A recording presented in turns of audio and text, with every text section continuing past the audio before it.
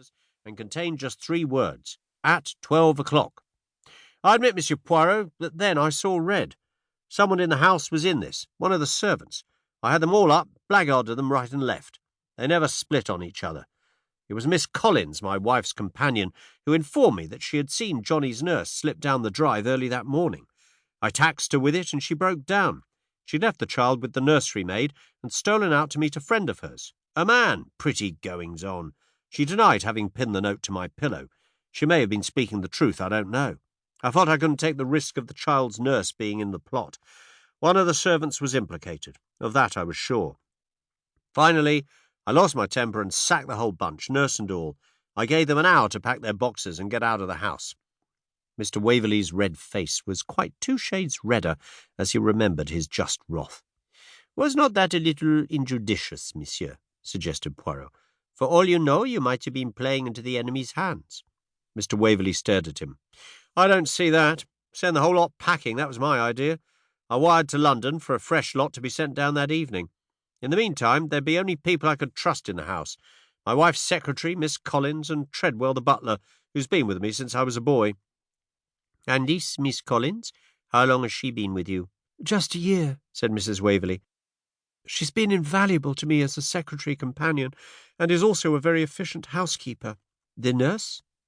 "She's been with me 6 months. She came to me with excellent references.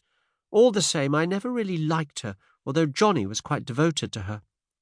"Still, I gather she had already left when the catastrophe occurred. Perhaps, Monsieur Waverley, you will be so kind as to continue." Mr. Waverley resumed his narrative. "Inspector McNeill arrived about 10:30. The servants had all left by then. He declared himself quite satisfied with the internal arrangements. He had various men posted in the park outside, guarding all the approaches to the house, and he assured me that if the whole thing were not a hoax, we should undoubtedly catch my mysterious correspondent. I had Johnny with me, and he and I and the inspector went together into a room we call the council chamber. The inspector locked the door. There was a big grandfather clock there, and as the hands drew near to 12, I don't mind confessing that I was as nervous as a cat. There was a whirring sound, and the clock began to strike.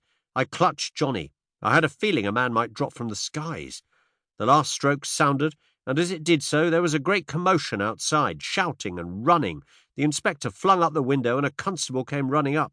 "We've got him, sir," he panted. "He was sneaking up through the bushes. He's got a whole dope outfit on him." We hurried out on the terrace where the 2 constables were holding a ruffianly-looking fellow in shabby clothes who was twisting and turning in a vain endeavour to escape. One of the policemen held out an unrolled parcel which they had wrested from their captive. It contained a pad of cotton wool and a bottle of chloroform.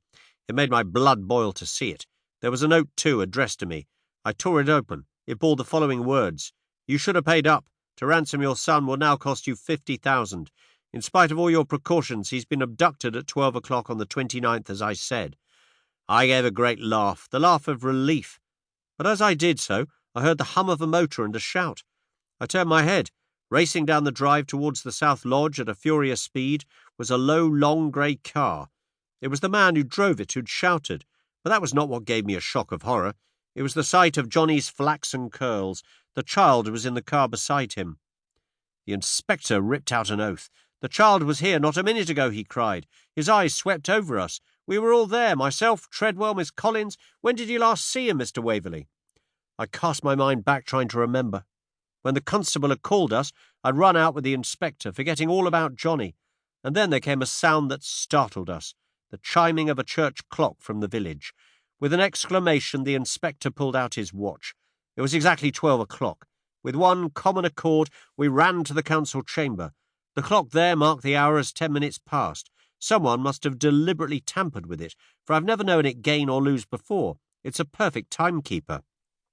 Mr. Waverley paused. Poirot smiled to himself and straightened a little mat which the anxious father had pushed askew. "A pleasing little problem. Obscure and charming," murmured Poirot. "I will investigate it for you with pleasure. Truly it was planned à merveille." Mrs. Waverley looked at him reproachfully. "But my boy," she wailed. Poirot hastily composed his face and looked the picture of earnest sympathy again. "He is safe, madame. He is unharmed. Rest assured these miscreants will take the greatest care of him. Is he not to them the turkey, the goose that lays the golden egg?"